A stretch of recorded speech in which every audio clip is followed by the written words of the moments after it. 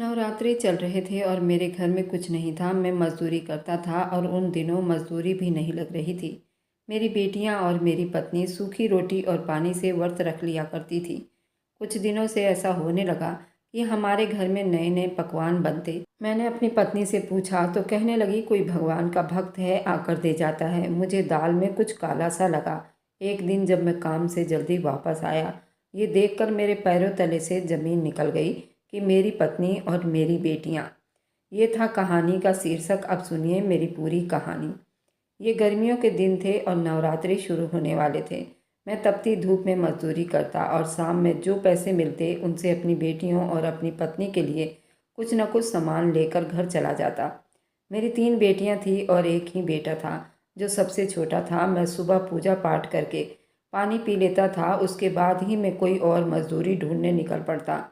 मैं एक मज़दूर था और मैं कोई भी काम कर लेता था। उस दिन एक ऐसा काम लगा था और मैं हर काम सर आंखों पर लेकर करता था। उस दिन भी मुझे ऐसी मजदूरी मिली कि मैं उसे तपती धूप में गोदाम की ट्रक को खाली करना था। वह ट्रक चावलों की बोरी से भरा पड़ा था जो कि मुझे गोदाम में उन चावलों को उतारना था।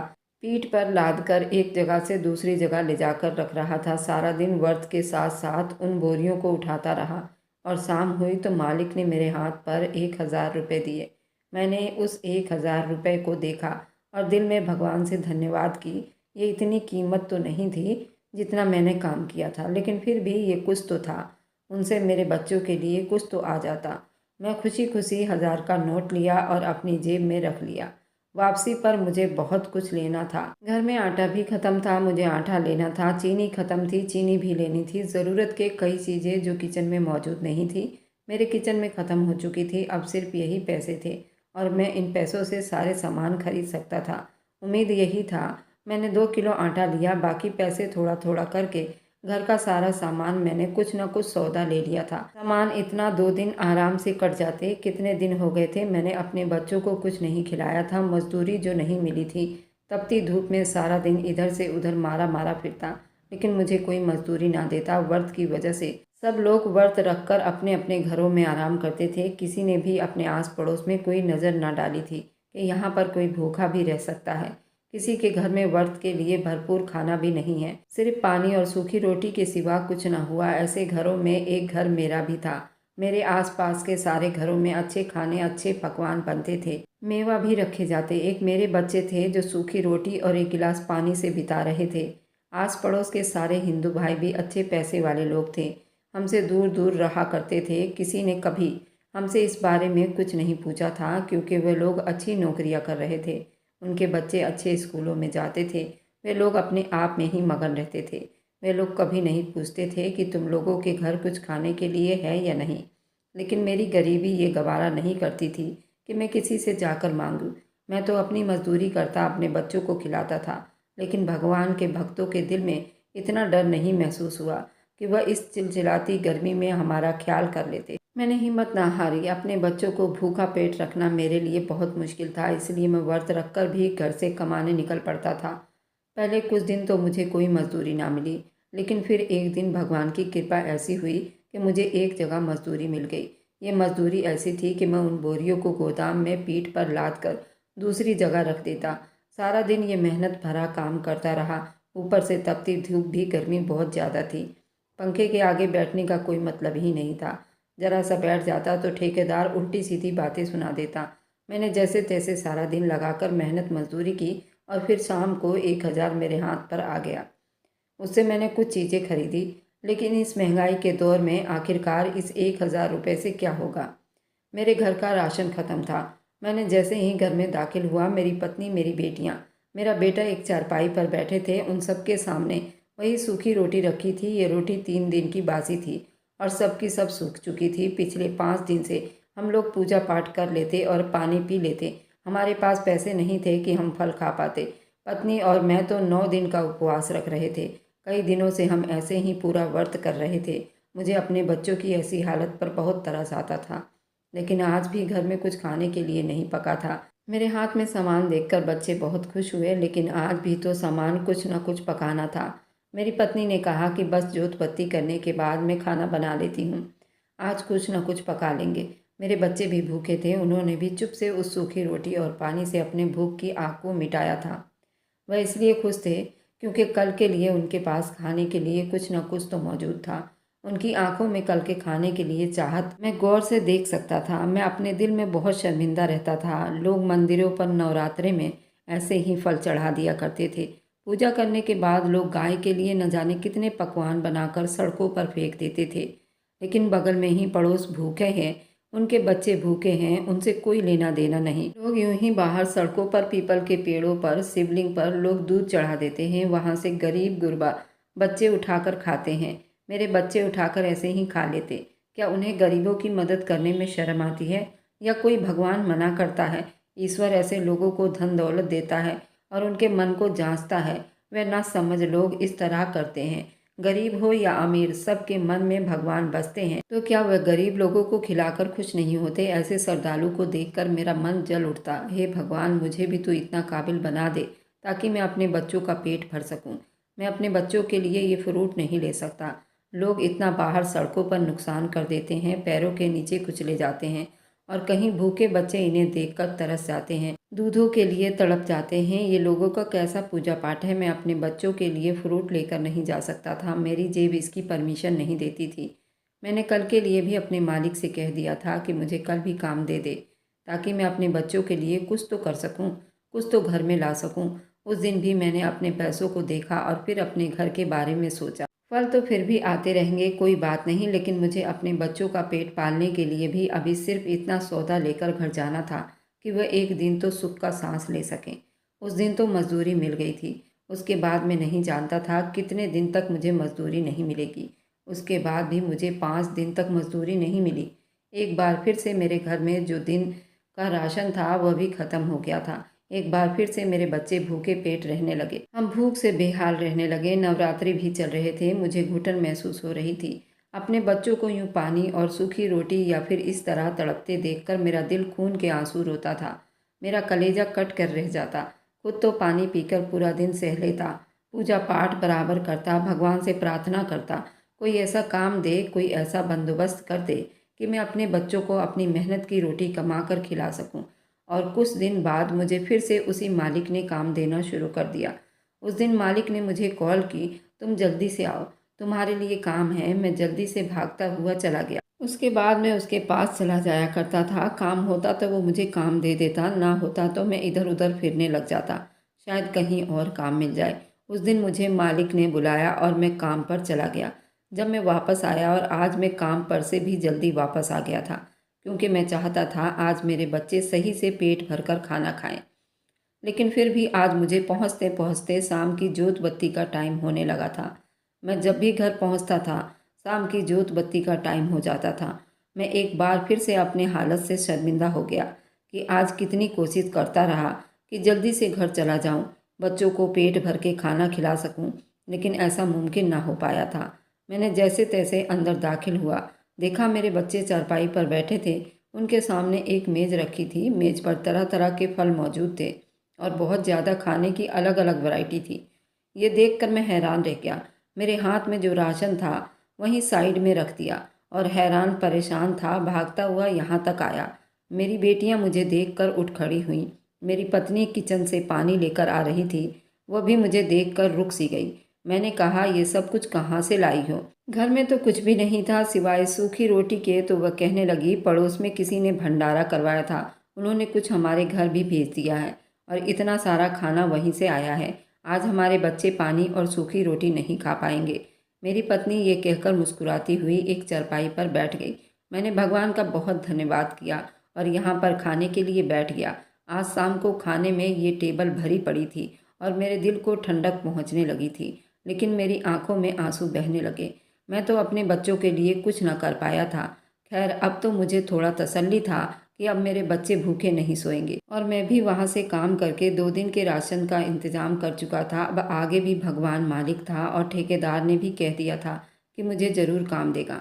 मैंने भगवान का बहुत धन्यवाद किया और पूजा पाठ करने के बाद मैं थोड़ा सा खाना खाया और फिर सो गया। सुबह जैसे ही उठा, मुँह हाथ धोया और चाय पिया, फिर काम की तरफ निकल पड़ा था। आज फिर सारा दिन उन बोरियों को ट्रक से पीठ पर लाद कर एक जगह से दूसरी जगह गोदाम में रखना था। और फिर जैसे ही शाम हुई एक बार फिर से 1,000 रुपये मेरे हाथ पर आ गया। आज भी मैं बहुत खुशी खुशी घर आया था। आज तो मैं ये देखकर और भी हैरान हो गया जब हमारे घर में खूबसूरत पकवानों की खुशबू की महक आ रही थी। मैंने अपनी औरत को आवाज़ लगाई और कहने लगा, आखिर क्या बात है, आज तो हमारे घर से बड़ी खाने की खुशबू आ रही है। तो मेरी पत्नी कहने लगी कि कोई भगवान का भक्त राशन दे गया था और मैं घर में मौजूद नहीं थी। बच्चों ने लिया है, पकाने के लिए कई सब्जियां थी, छोले थे, हलवा थी, साथ ही कई तरह के फल थे। मेरी पत्नी ने ये सारे पकवान पका लिए थे। ये आवाज़ मेरे कानों में पड़ी तो मैं बहुत शक में हो गया था। एक बार फिर से मेरे दिल से भगवान के लिए धन्यवाद निकला और मैंने कहा कि भगवान इंसान को किसी हालत में भी नहीं भूलता। मैंने अपने आंसू साफ किए और एक बार फिर से अपने चारपाई पर आ बैठा। मेरी औरत, मेरी बेटियां आज चारपाई पर अच्छे तरीके से खाना सजा रही थी। बेटियों के चेहरे पर भी मुस्कुराहट थी। मेरा बेटा भी मुस्कुराकर सारी चीज़ें देख रहा था। मैंने भगवान का बहुत धन्यवाद किया। फिर उसके साथ मिलकर वह सब खाना खाया। किसके दिल में इतना तरस आया था कि उसने हम जैसे गरीब लोगों की मदद की। आज का राशन तो बाहर से इंतज़ाम हो गया था। उससे बढ़कर मेरे लिए खुशी की बात और क्या हो सकती थी। मेरे बच्चों ने अच्छे खाने खाए थे, वह भी पेट भरकर खाया था। मैंने अपनी पत्नी से कहा, जो मैं कल राशन लाया था उसे तुम कल पका लेना। मेरी पत्नी ने हाँ में सिर हिलाया और चुपचाप वह खाना खाने लगी। खैर उस दिन तो मैं यही सोच रहा था कि शायद कहीं राशन मिला हो, लेकिन दूसरे ही दिन मुझे इस बात पर कुछ शक होने लगा जब मैंने आसपास के घरों से पता किया, क्योंकि मेरे साथ के कुछ घर भी ऐसे थे जहां मुझसे भी ज़्यादा गरीब लोग रहते थे। मेरे पास तो फिर भी सूखी रोटी मौजूद थी और मुझे ये कुछ न कुछ मजदूरी मिल ही जाती थी। बाकी घरों में तो वो भी ना थी। मैंने उनसे पूछताछ की। उन्होंने कहा कि हमारे मोहल्ले में तो ऐसा कोई भी आदमी नहीं आया जो हमें राशन दे सकता था। भगवान की कसम, जो ऐसी हालत पर हम पर तरस करे और कुछ कमाने के लिए दे ताकि हम भी अपने बच्चों को कुछ खिला पिला सकें। ये बात सुनकर मेरे दिल को थोड़ा सा खटका हुआ था। आखिर हमारे घर कौन इतना सारा राशन देकर जाता था। खैर उस दिन मैं चुप होकर चला गया। उसके बाद जब मैं वापस शाम को आया, उस दिन भी काफ़ी अच्छे खाने बने थे। मैं ये सब देखकर बहुत हैरान हुआ, लेकिन आज मैंने पूछने की हिम्मत ना की थी, क्योंकि कल और परसों जो मैं लाया था वह सब कुछ वैसे का वैसा ही पड़ा था। यही सोच रहा था कि मेरी पत्नी ने वही पका लिया होगा। उसके बाद बराबर एक के बाद एक दिन, फिर दूसरे दिन खाना अब यूं ही रोज़ अच्छा खाना पकने लगा और यूं बच्चे खाने लगे। अब तो ऐसा हर दिन होने लगा जैसे किसी अमीर का घर हो। मैं इस बात को हर दिन महसूस करता। अपनी पत्नी से पूछता तो वह कहती कि भगवान का कोई भक्त है जो हमें इस तरह राशन देकर चला जाता है। मैं नहीं जानती कि वह कौन है, लेकिन जो भी है वह भगवान की राह में खर्च कर रहा है और उसे हमारे घर के हालात का पता है। इसी वजह से तो हमें इतना सारा राशन देकर जाता है कि हम लोग अच्छी तरह से खा पी सकते हैं। ये बात सुनकर मैं चुप हो जाता, लेकिन फिर भी मेरी सोच ये अटकती रहती कि आखिर ऐसा कौन सा आदमी है जो उसे सिर्फ हमारे घर की चिंता रहती है। अगल बगल के घर भी तो गरीब हैं, उनके घर भी हमारे जैसी हालत है, तो फिर लोग उनके यहाँ क्यों नहीं देकर जाते। एक मेरा ही घर है यहाँ पर, वह इतने खुले दिल से दे रहा है, लेकिन मुझे अपनी मजदूरी ने बहुत बिजी कर रखा था। सारा दिन वहाँ पर मजदूरी करता। मुझे ये सब कुछ याद नहीं था, लेकिन शाम को आते ही मुझे ये सब कुछ याद आ जाता। मैं चुप से आकर जब घर में देखता तो घर में अच्छे खाने पकवान होते, मेरे बच्चे खुश होकर खाना खा रहे होते। ये बात मुझे बहुत ज़्यादा खटक रही थी, लेकिन मैं क्या कर सकता था, मुझे भी उनके लिए कमाना था। मैं जानता था ये जो कोई भी देकर जा रहा है वह हमेशा के लिए तो नहीं दे जाता। कहीं ऐसा ना हो कि मैं मजदूरी पर ही ना जाऊं और ये इंसान भी हमारे घर आकर हमें राशन ना दे। इसलिए मुझे जो काम मिल रहा था मेरे लिए वही अच्छा था। मैं हर दिन के साथ काम पर जाता रहा। पीछे घर में सब कुछ नॉर्मल होता रहा। एक बात मैंने और नोट की, वह ये था कि मेरे बच्चे अब अच्छे कपड़े पहनने लगे। घर में कई सामान नया दिखाई दे रहा था। जितना सामान था, जितनी अच्छी तरह से स्थिति चल रही थी, मैं उतना तो नहीं कमा सकता था। मैं तो अभी पहले जितना ही कमा रहा था। फिर मेरे घर में ये सब कहाँ से हो रहा था। अब मैं सोचने लगा, ये सब बदलाव कहाँ से चल रहा है। लेकिन मैं रोज़ घर पर जाता तो बच्चे भी नॉर्मल होते, पत्नी भी नॉर्मल होती। जब मैं पूछता तो उनका जवाब वही होता जो पहले दिया करती थी। मैं तो मजदूरी करके थक जाता। इतनी हिम्मत ना होती कि मैं कुछ और ज़्यादा पूछता या उनकी जासूसी करता, क्योंकि जहाँ पर मेरा काम लगा था वहाँ से काम छूट जाता तो फिर काम मिलना बड़ा मुश्किल हो जाता। उस गोदाम मालिक ने मुझे हमेशा के लिए उस गोदाम पर रख लिया था, जहाँ मुझे सिर्फ चावलों के और आटों की बोरियां उतार कर गोदाम में रखना होता। इसलिए मैं नहीं चाहता था कि मेरा काम छूटे और फिर मैं बेरोजगार हो जाऊं। एक दिन मैं नॉर्मल की तरह गोदाम पर गया हुआ था, अपना काम कर रहा था। तभी वहां पर गोदाम का मालिक आया, जो कि बहुत ही बूढ़ा आदमी था, लेकिन उस आदमी के दोनों पैर पैरालाइज से खराब हो चुके थे। मैं उस मालिक को व्हीलचेयर से उतारकर गोदाम में लाया। उसने मेरा नाम पूछा और आज दिन भर का काम वो मेरा देखता रहा। मैं भी उससे बात करके बहुत खुश हुआ था, जबकि आज मैंने गोदाम में कोई ऐसा मेहनत का काम नहीं किया था। फिर भी वो मालिक जाते हुए मुझे 2,000 रुपये दे गया था। घर आया तो मैं अपनी पत्नी को बताया तो वह भी बहुत खुश हुई। मैं आज थका नहीं था। मैं आज पत्नी से वह सारी बातें पूछना चाहता था जो कई दिनों से घर में बदलाव देख रहा था, लेकिन मेरी पत्नी ने फिर से वही जवाब दिया। उस जवाब से मैं बिल्कुल भी तसल्ली में नहीं हो पाया था, क्योंकि लोग अगर भूखों को खाना खिलाएंगे तो सिर्फ खाना ही देंगे, ना कि घर के और सामान भी देंगे। लेकिन वह मालिक जाते जाते कह गया कि तुम्हें अब गोदाम में माल लगाने की ज़रूरत नहीं है, उसके लिए कोई और लड़का रखा गया है और तुम्हें गोदाम की देख रेख के लिए परमानेंट रख लिया गया है, जिसमें आपकी हफ्ते की कोई छुट्टी नहीं है। आपको पूरे हफ्ते काम करना पड़ेगा और रात को भी तुम्हें यहाँ पर 2 दिन या 3 दिन बिताना पड़ेगा और तुम्हारा तनख्वाह भी महीने के 40,000 रुपये होंगे। मैं तो मारे खुशी के फूले नहीं समा रहा था, क्योंकि मुझे मेहनत का काम अब नहीं करना था। रात दिन बस वहाँ देख रेख करनी थी, लेकिन अब मुझे अपने घर से दूर रहना था। गोदाम ज़्यादा दूर तो नहीं था, मेरे घर से आधे घंटे के रास्ते पर था। फिर मैंने वह नौकरी अपनी स्वीकार कर ली और खुशी खुशी घर आया। अपनी पत्नी को बताया तो वह भी खुश हो गई और तीनों बेटियां भी खुश हो गई। मेरी पत्नी ने कहा कि अपने बच्चों का अच्छे स्कूल में एडमिशन करवा देते हैं, क्योंकि अब तुम्हें भी अच्छे खासे तनख्वाह मिलने लगी है, तो हमें फीस देने की कोई तकलीफ नहीं होगी और बच्चे का फ्यूचर भी अच्छा हो जाएगा। मैंने अपनी पत्नी की बात मानकर अपने तीनों बेटियों की और बेटे का एडमिशन अच्छे स्कूल में करवा दिया। अब मैं घर से हमेशा के लिए दूर हो गया। हफ्ते में 1-2 बार मैं अपनी पत्नी से मिल पाता था, लेकिन मैंने फिर भी भगवान से धन्यवाद किया कि चलो भगवान ने हम पर कृपा की, हमें उस सड़ी गरीबी से बाहर निकाल दिया। लेकिन अब ये ड्यूटी पर बैठे बैठे मैं अपनी पत्नी और अपने बच्चों को देखने के लिए तड़पता रहता था। लेकिन नौकरी थी, करना तो था ही, और इसी तरह कई साल बीत गए। हफ्ते में 1-2 बार मैं अपनी पत्नी से मिलता और बच्चों से मिलता, लेकिन अचानक गोदाम में शॉर्ट सर्किट होने की वजह से आग लग गई और काफ़ी राशन जल चुका था और गोदाम की देख रेख मैं ही करता था, तो उसका जिम्मेदार भी मैं ही होता। मैं तुरंत मालिक के घर गया ताकि मैं मालिक से अपनी गलतियों की क्षमा मांग सकूं।